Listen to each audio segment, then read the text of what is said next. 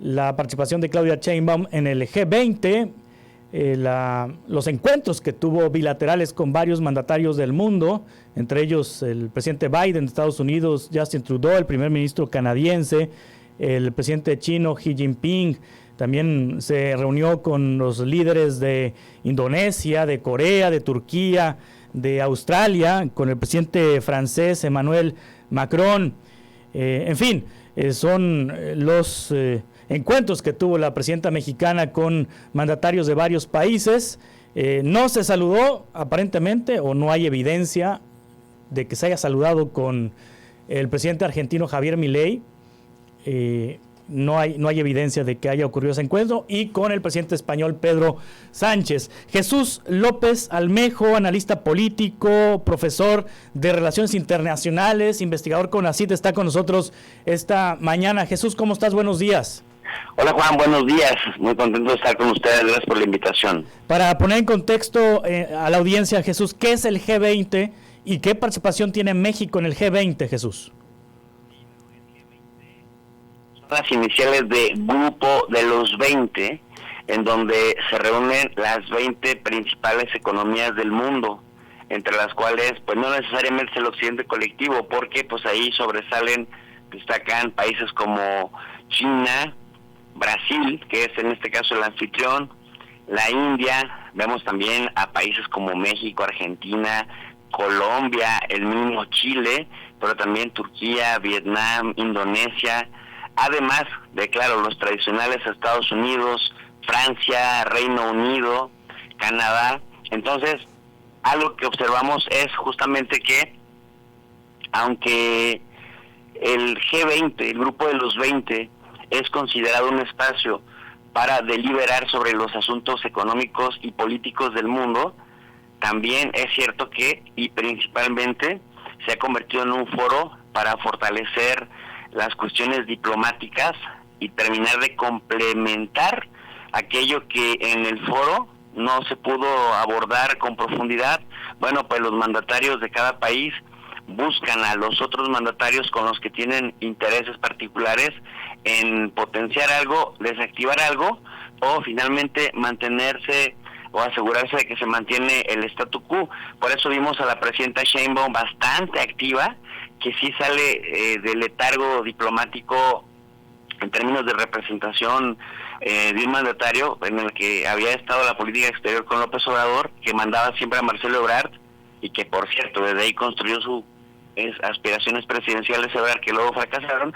Pero vemos a Claudia Sheinbaum directamente tomando las riendas y muy activa, pues va con los, no, o sea, es decir, no es ir a posar y a hacer acto de presencia por sí solo, sí, por proyección, sino va específicamente y de forma estratégica a plantarse junto al presidente de los Estados Unidos, que si bien saliente y toda la cosa, es importante finalmente el mantener el mensaje de estamos en constante comunicación y diálogo franco con nuestro principal socio comercial y vecino de más de 3.200 kilómetros de frontera, y más en un contexto en el que se viene una situación difícil con Donald Trump, luego después con Xi Jinping, ustedes lo mencionaron, y también fíjate Juan, mencionaste la reunión que la presidenta tuvo con los líderes de Australia, Turquía, Indonesia, que este es el grupo que se llama MICTA,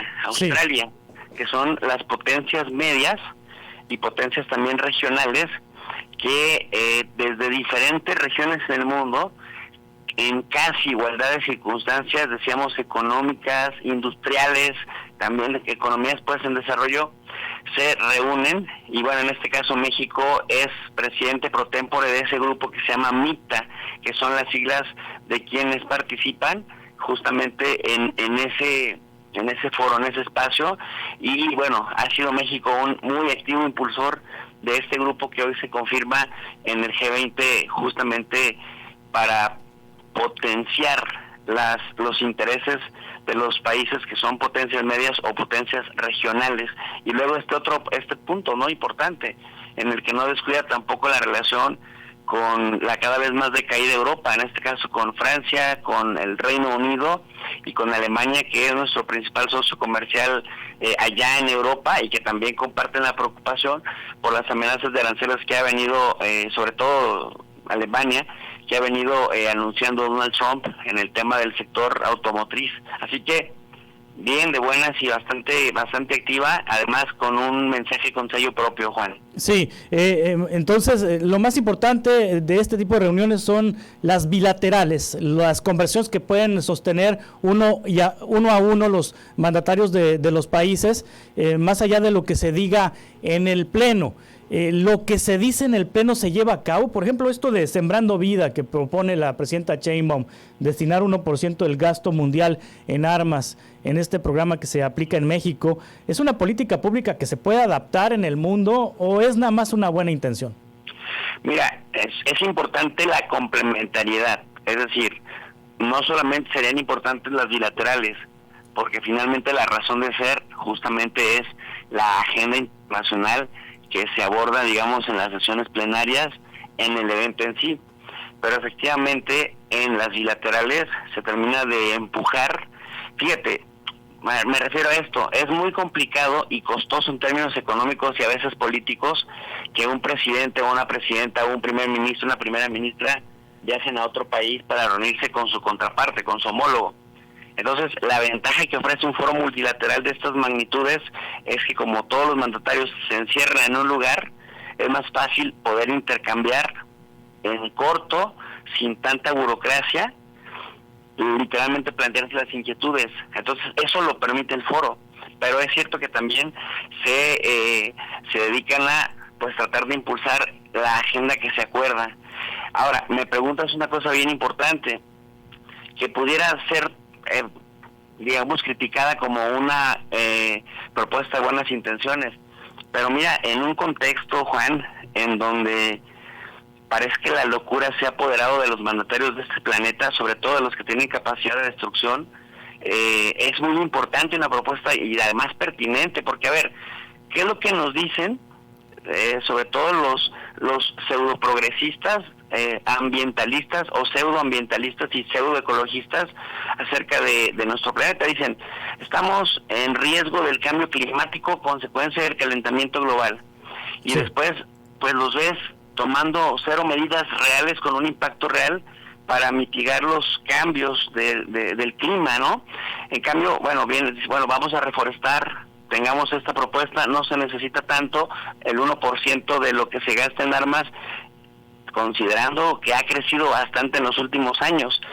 Entonces, me parece que es una propuesta concreta con cifras, con datos, y que sobre todo como programa piloto ya impactó positivamente en una región, el sur de México y algunos países de Centroamérica. Entonces, me parece que sí es una postura sensata. Y luego, en segundo lugar, el mensaje de sembrar paz en lugar de sembrar guerra. Mientras tú y yo estamos hablando, algo que me tiene bastante preocupado, por cierto, que me ha quitado el sueño, primero que Joe Biden, desde el domingo 17 de noviembre lo empezamos a dar seguimiento, sí, publica el The New York Times, este medio de gran alcance en Estados Unidos y el mundo, publica que Joe Biden ha permitido a Ucrania utilizar misiles de largo alcance, los ATAC-MS, para pues literalmente agredir a Rusia dentro del territorio ruso. Algo similar sería que Rusia le permitiera a Cuba utilizar misiles de largo alcance para que Cuba pudiera atacar a Estados Unidos, que lo cual sería una locura.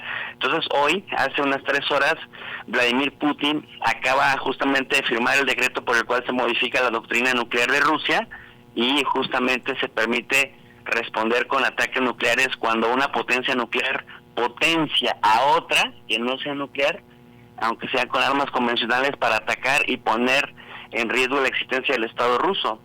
Y inmediatamente después de que Putin firma esto, Ucrania ataca la provincia de Bryansk con misiles justamente de largo alcance de los Estados Unidos.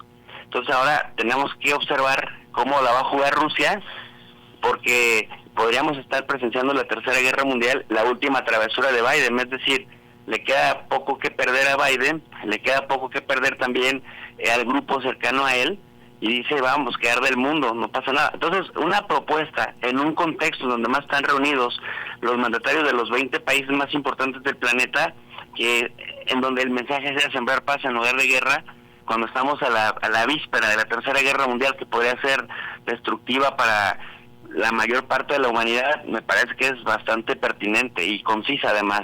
Sí, Jesús López Almejo, ¿por qué no fue Putin a esta reunión? Porque recordemos que tiene una orden de arresto por parte de la Corte Penal Internacional. Sí. Y desafortunadamente la Corte Penal Internacional no, pues pasa un poco como con el Poder Judicial mexicano, actúan de forma discrecional contra ciertos grupos, pero no aplican o no imparten justicia de manera pareja. Entonces, en la Corte Penal Internacional, que casualmente ni Rusia ni Estados Unidos son firmantes ni signatarios, bueno, lanzó una orden de arresto en contra de Putin, y eso significa que los países que forman parte de la Corte Penal Internacional tendrían la obligación de arrestarlo. Sí. Entonces, países como Sudáfrica o Brasil, que incluso forman parte de los BRICS, este grupo que junto con China lidera Rusia, le dicen que preferían que no viajara porque los mete en un gran dilema. El dilema es, pues de tener que arrestarlo porque es lo que mandata, digamos, su membresía en la Corte Penal Internacional, pero más importante y más grave que eso, el que no le puedan garantizar su propia seguridad, porque seguramente saliendo de una esfera de influencia rusa, porque sí ha salido de Rusia, pero ha ido a países en donde sí le pueden garantizar su seguridad personal, por ejemplo China o los países de Asia Central, en donde hay una fuerte presencia, sobre todo en Asia Central, una fuerte presencia militar y de inteligencia rusa. Pero por ejemplo en Sudáfrica, en Brasil, la logística para garantizar, digamos, la vida del presidente, que seguramente podría haber algún atentado, pues es más complicado y más complejo, de tal suerte pues que Sergei Lavrov, el ministro de Asuntos Exteriores de Rusia, ha estado muy activo representando a Vladimir Putin, pues literalmente en todos los foros de alta relevancia, excepto cuando estos son justamente en Rusia, en China o en algún país de Asia Central. Sí, Jesús López Almejo, muchas gracias como siempre por este análisis y para ayudarnos a entender lo que pasó en Brasil en el G20. Estamos en contacto, Jesús, si te parece.